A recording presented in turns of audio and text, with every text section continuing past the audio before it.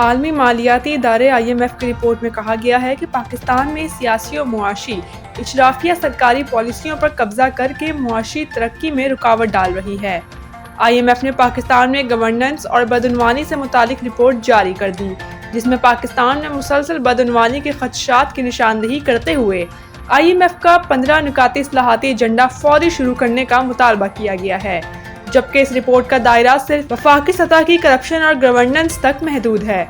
Report में अहम सरकारी इदारों के हुकूमती ठेकों में खसूसी मरात खत्म करने, SIFC के फैसलों में शिफाफियत बढ़ाने, हुकूमत के मालियाती इख्तियारात पर सख्त पार्लिमानी निगरानी की सिफारिश की गई है। चीफ जस्टिस की सरबराही में 2 दिसंबर को सुप्रीम कोर्ट में जुडिशल कमीशन के 3 इजलास होंगे। जुडिशल कमीशन की जानिब से तीनों इजलासों का एजेंडा जारी कर दिया गया।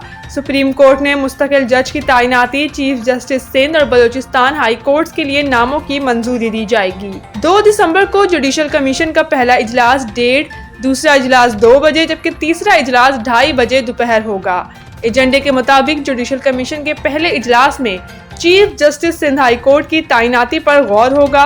सिंध हाई कोर्ट में चीफ जस्टिस की तैनाती के लिए पहले 3 सीनियर जजेस के नामों पर गौर होगा। जुडिशल कमीशन के दूसरे इजलास में chief justice Balochistan high court की तैनाती पर गौर होगा। मुस्तकिल chief justice Balochistan high court की तैनाती के लिए पहले 3 सीनियर जजेस के नामों पर गौर होगा।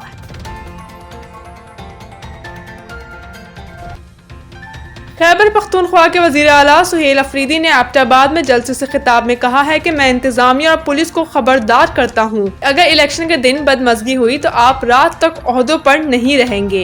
एबटाबाद में जलसे से खिताब में सुहेल अफरीदी का कहना था कि मकबूल लीडर हमारे लिए जेल में है, इसका भांजा कैद काट रहा है। बानी PTI की बहनों को सड़क पर गिराया गया, इन पर जुल्म किया गया। इन्होंने कहा कि हमारा लीडर हमारे बच्चों के लिए कुर्बानी दे रहा है। इनका कहना था कि एबटाबाद के ज़िमनी इलेक्शन में तहरीक इंसाफ के उम्मीदवार उमर अयूब की अहलिया को उमर अयूब से भी ज्यादा वोट मिलेंगे। 23 नवंबर को उमर अयूब की अहलिया को 2 लाख वोट देकर कामयाब करेंगे। सुहेल अफरीदी ने कहा कि मैं इंतजामिया और पुलिस को खबरदार करता हूं कि अगर इलेक्शन के दिन बदमज़गी हुई तो आप रात तक नहीं रहेंगे।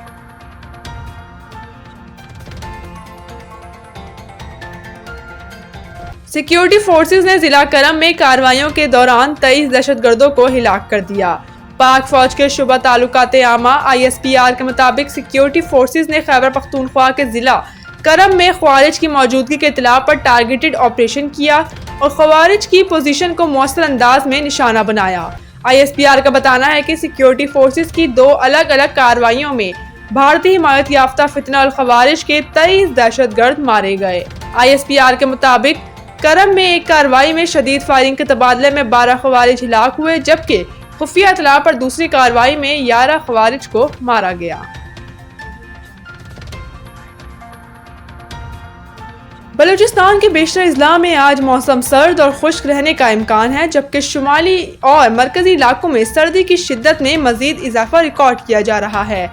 आज सुबह रिकॉर्ड किए गए कम से कम दर्जा हरारत कोयटा में 1 डिग्री सेंटीग्रेड रिकॉर्ड किया गया, कलात 1 डिग्री सेंटीग्रेड, सिब्बी 12, नौकंडी 9, गवादर की साहिली पट्टी पर 14 और जीवानी में 19 डिग्री सेंटीग्रेड रिकॉर्ड किया गया।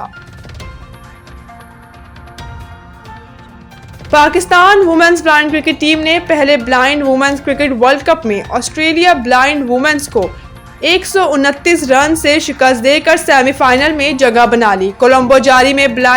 कोलंबो में जारी blind women's T20 world cup में पाकिस्तान ने चौथे लीग मैच में पहले बैटिंग करते हुए मुकर्ररा 20 ओवर्स में 2 खिलाड़ियों के नुकसान पर 298 रन बनाए।